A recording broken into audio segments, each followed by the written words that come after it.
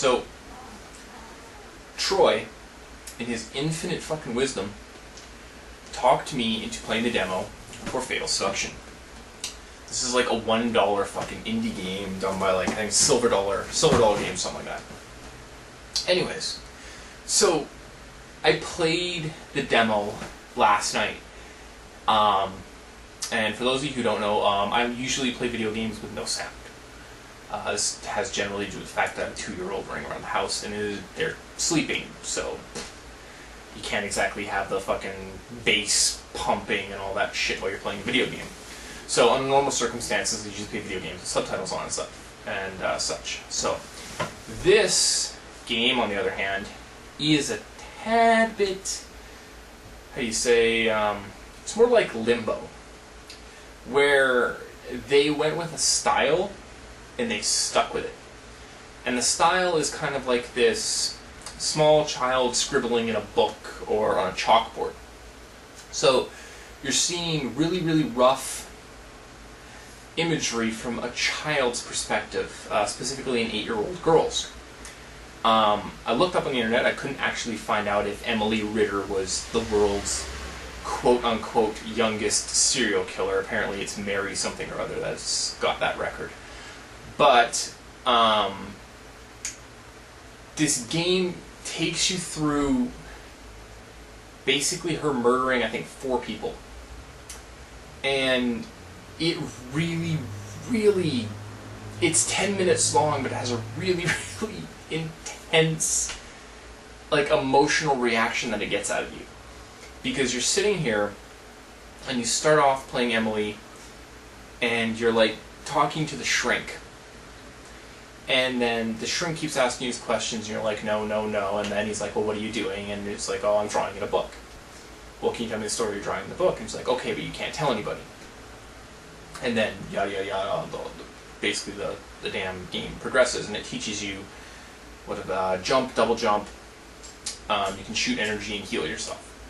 So these all are progressive through the 10 minutes.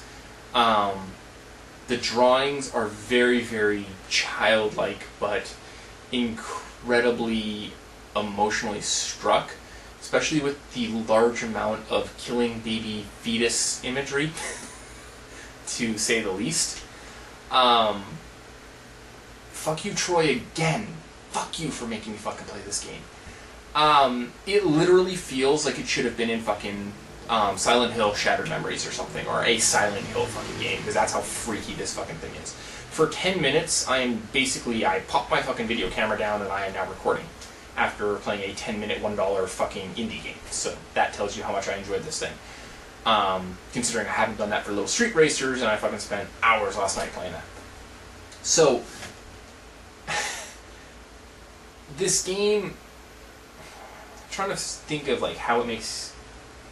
She has almost no regrets at all, because she is acting upon the thought that an angel has come down and has told her that devils are trying to basically use her father to conceive the devil so the devil can walk upon the earth, or son of the devil or something along those lines. And it gets to the point where she is like literally drinking people's blood and like killing people in the back of cars and killing people on sofas and killing people at school. And she's 8 years old and she's doing this with a knife, and it's fucking visceral and it's disgusting. But it's very, very intense, and it's very interesting, and it's something that you don't normally see in mainstream games. Like even a Silent Hill game, that's the closest I've ever come to like the creep level that this fucking game is at. That being said, I know I keep bringing up Silent Hill. Silent Hill, by the end of this, was not the thing that came to my mind. The thing that came to my mind was, I think it was Rob Zombie, it was, whatever it was the remake of Halloween. And I'm going to tell you why. And that is because of the large amount of time in a psychiatric hospital that that movie took, and how absolutely, utterly creepy as fuck the kid was in that movie. That kid was friggin' scary.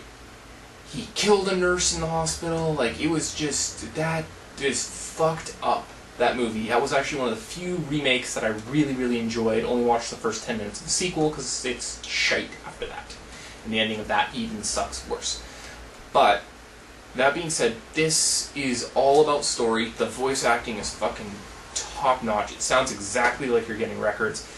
And even if Emily Ritter did not actually exist as the world's youngest serial killer, seriously, they make it sound as if she was. They make it sound like there's actually a documentary at the end of this. I mean, I looked it up and I just kept getting Fatal Seduction stuff, so I'm assuming that it was just made up for this company to make this game. But it's friggin' good. For $1, for 80 Microsoft points, go fucking get Fatal Seduction. Because it is mind-blowingly fucking creepy. I mean, it's a little repetitive gameplay-wise. You only really fight two major, like, normal enemy monsters. But, like, when you are killing them, it's not like slash, dead.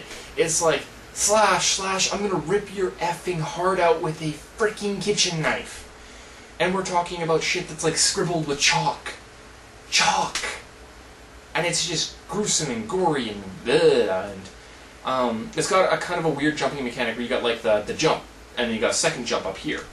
But as long as you're hitting the attack button, you're like, jump, and then if you're hitting the attack button, you kind of float at this level. So you just kind of, like, let go a bit, and you float down. And when you're fighting the end fetus bosses, you kind of get that kind of a thing. Speaking of fetuses, it kind of, you kind of get, like, a Binding of Isaac vibe, too, where it's not as clean as Binding of Isaac looks. But you get that kind of, like, this is not right creepy feeling that game gives you. So, fucking weird Fatal Seduction shit. I suppose I should end on a happier note. Little Racer Street. Go play this game for, I think it's only 80. Yeah, I think it's only 80. I think it's only $1. But it's basically the sequel to the original Little Racers. The Little Racers original feels kind of like a single screen NES racing game. Really, really basic. But the Street one is basically 3D and it's cracked out and it's crazy as shit. I know I'm probably, like, preaching to the choir because I think Troy and Beans already did something on this, but whatever. Watch their shit to understand that. I'm hooked after playing it for about 3 hours, so, and I'm probably going to be playing more of that shit tonight before I do a podcast. So, play it. It's really, really solid. Don't play with the joysticks, play with the D-pad. The D-pad feels a lot tighter. Feels a hell of a lot tighter. But basically it plays like Micro Machines. That's what I was looking for, Micro Machines. Because you're kind of stuck on this perspective, and the car drives, and you don't stay behind the car. You're not, like, sitting like this. You know, you're looking at it downwards. So the car is kind of like this the whole time, and it's intense. You get, like, 12. I think it's 12 people max.